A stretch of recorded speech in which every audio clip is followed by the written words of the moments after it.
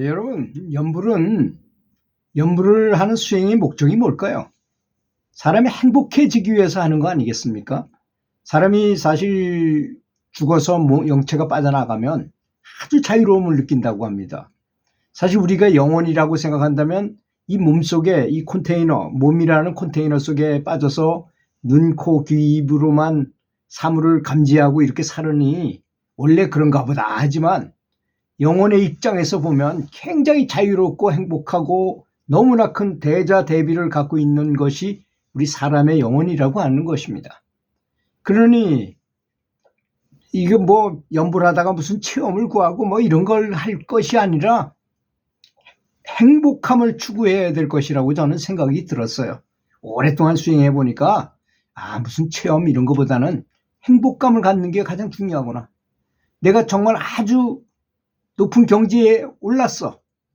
그런데 언제나 진정한 행복을 느끼지 못한다면 그깟 넘어 경지가 무슨 필요가 있겠습니까? 그렇지 않습니까?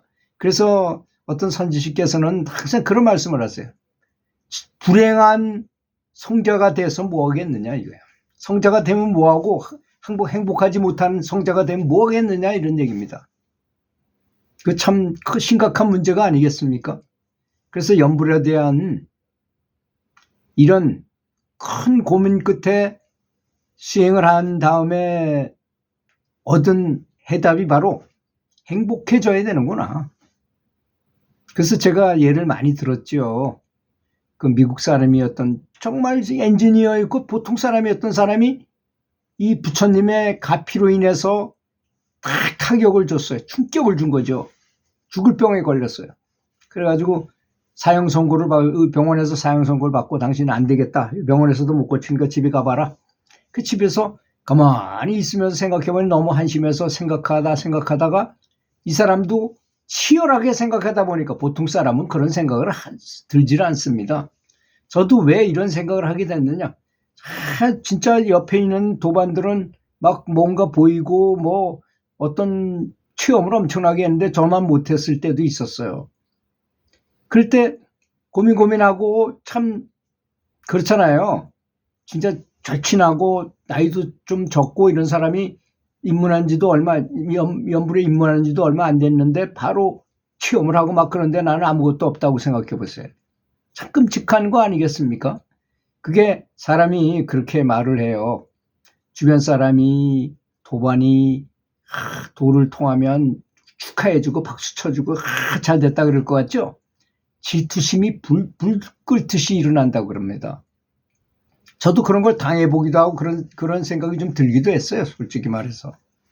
그래서 그런 걸 여러 번 경험해 보니 그런데 문제는 뭐냐. 처음에 연불해가지고 뭔가를 본 사람 쳐놓고 끝까지 하는 사람이 없어요. 왜냐. 이건 마구니가 갖다 준 천안도 있어요. 그런 게 대부분입니다. 사실은. 근데 그것은 어떤 특징이 있느냐면 공력을 엄청나게 소모해요. 우리의 공덕을 많이 까먹어야 돼. 내가 저축한 돈이 얼마 안 되는데 카드를 막 쓰는 거나 마찬가지예요. 그러다 보면 어떻게 되겠습니까? 카드가 다 떨어져 버리면 카드에 있는 돈이 다 떨어지면 그 다음에 돈이 없어. 아무리 볼라 해도 안 보여. 그러니까 재미가 없어. 에이 연불해가지고 난 이런 거 봤는데 이것도 안 보이니 에이 재미대가리 없어. 이건 정법이 아닌가 보다 하고 다 가버려요. 안 해요. 수도 없이 많이 그런 상황을 봤습니다. 그래서 사람은 도량을 키워야 된다고 저는 생각해요. 도량이 뭡니까? 자비로운 마음이 넓고 생각이 깊어서 사람이나 사물을 잘 포용하는 그런 품성을 말하는 거 아니겠습니까? 이런 게 얼마나 있느냐에 따라서 그 사람이 얼마나 진보했느냐 안 했느냐를 평가해야지 뭘 봤다 해봐야 능엄경의 변마장편을 보십시오. 다 마장이 마장. 우리가 봤다는 그런 경지가 다 마장이에요. 진정한 경지에 올라가지 않고는 다 마장에 불과한 것이라는 걸 알아야 됩니다. 제가 확실히 그걸 느끼겠더라고요. 오히려 정말 큰 스승이 있어서 이 사람을 큰 제목감으로 만들려고 한다면 그런 걸 보이지 못하게 해줘야 돼요. 그게 어려운 거죠, 사실은. 그런 게 보이지 않도록 해주고 이 사람을 계속 길을 가게 만들어야 된다고 하는 것입니다. 그래서 어느 날 저는 갑자기 내 자신이 얼마나 마음이 좁고 너무 어리석었구나 하는 걸 깨달았어요. 왜 단지 내가 연구를 열심히 했는데도 좋은 영적 체험을 못했다고 스스로 자책하면서 자신을 열등감으로 그렇게 보잘것없이 만들고 있었다는 것을 깨닫게 됐다는 얘기입니다. 그 마음을 내려놔버려. 그런 마음을 내려놔버려요. 그렇다 해서 아무런 경지도 없고 아무것도 아닌 상태에서 내려놔봐야 뭘 내려놓겠어요. 뭐 얻은 게 있어야 내려놓죠. 그런 게 아니고 열심히 했는데 안 되는 사람에 대한 말을 하는 겁니다. 지금 아무 연불도 안 했는데 그냥 내려놓으니까 연불 하려고 그러다가 그만둬 이런 말이 아니고요. 열심히 하는 사람에 대한 이야기를 하는 것입니다.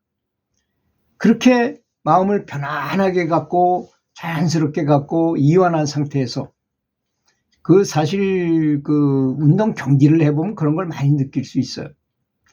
제가 이제 테니스를 치는데 저 상대방이 좀 만만하게 봤는데 굉장히 세. 사실 게임을 실제로 해보니까. 그러니까 경쟁심이 저놈은 꼭 이겨야 되겠다라고 마음 먹는 순간에 어떻게 됩니까? 더 세게 치려고 그냥 한 방에 끝내려고 뭐 이런 식으로 하다 보면 힘이 들어가요. 그러면 점점 더 에러가 많아질 수밖에 없어. 더 세게 치면 세게 칠수록 점점 더 손해가 나는 거야. 그런데 내가 여유가 있어. 에이, 치면 어때? 재밌게만 치자. 최선을 다하자. 즐겁게 치자. 이렇게 생각하는 순간에 또 여유가 생겨요. 그래서 상대방의 단점도 보이고 허점도 보이고 여유 있게 치는 거야. 그 다음에 그렇게 세게 치지도 않아. 세게 치는 거하고 안 치는 거 차이가 별로 없어요, 사실은. 그래서 제가 같이 지내던 대학 감독이, 친한 감독이 그런 말을 하더라고요. 선수들한테 늘 그런 말을 해. 야, 80%의 힘으로만 쳐라. 사실 80%가 얼만큼인지 뭐 알 수 있어요. 그러니까 최선을 다해서 풀스윙을 하지 말고 좀 약간만 약하게 쳐라 이런 뜻이겠지요. 그래서 그러면 여유가 생겨요. 충분히. 그렇다 해서 80%로 쳤다 해서 100% 친 거하고 차이가 별로 없거든요. 저쪽으로 갈 때는. 에러를 줄이는 건 확실히 에러를 줄일 수 있기 때문인 것입니다. 그렇게 연불도 그렇게 80%의 힘으로 하라는 얘기입니다.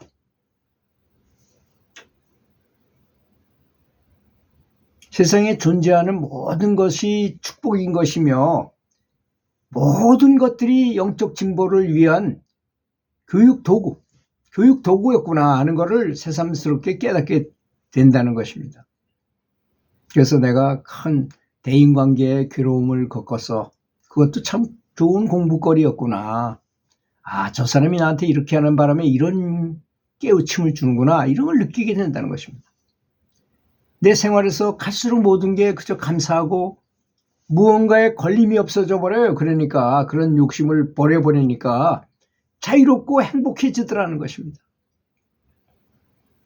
외적인 물질적인 생활뿐만 아니라 내적인 영성의 발전에 있어서도 부처님이 다 만들어 놓으셨구나 하는 걸 느끼게 됩니다. 그래서 부처님께서는 얼마나 큰 도량을 갖고 계셨습니까? 경전에 보면 다 용서하시잖아요. 다 모든 걸 다 용서하세요. 정말 대자대비입니다.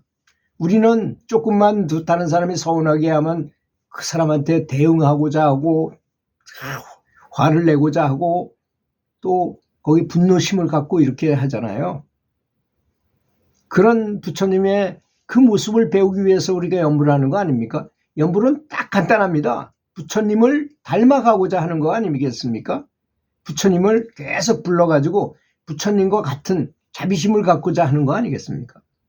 그러니 영적 진보만을 구할 것이 아니라 부처님의 넓은 시각과 도량이 넓은 마음을 배워서 그분의 발걸음을 따라가야 할 것이라고 생각합니다. 이 어느 수행자의 글에서 발췌한 내용이었었는데요. 저하고도 굉장히 맞는 구석이 있어가지고 제가 말씀 올렸습니다. 들어주셔서 감사합니다.